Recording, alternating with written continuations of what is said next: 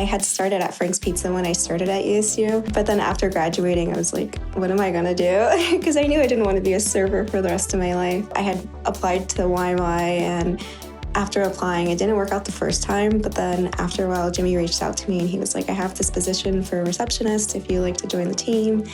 And then ever since then, it's just been grow from there. Like I've been helping out with like a lot of admin stuff. I've been attending a lot of, like events around for YMI, helping out with the marketing stuff.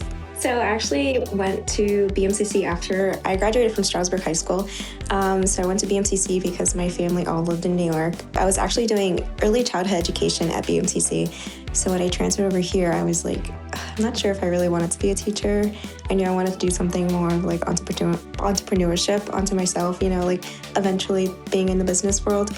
So I decided to change it to business management. I did take an entrepreneur class with a professor there who inspired me to want to continue business. She made it seem like more realistic than just like textbook wise. As a director of first impressions, I come into work every day. I'm like literally the face they see right away. I do a lot of like Pocono Chamber events.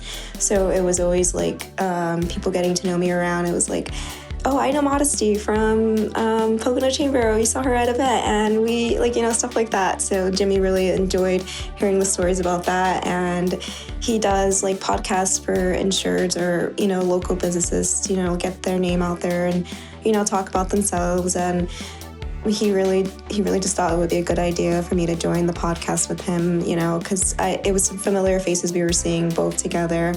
And it was just cool to like start putting that together. Definitely putting yourself out there, even if you don't, it doesn't seem like the right fit.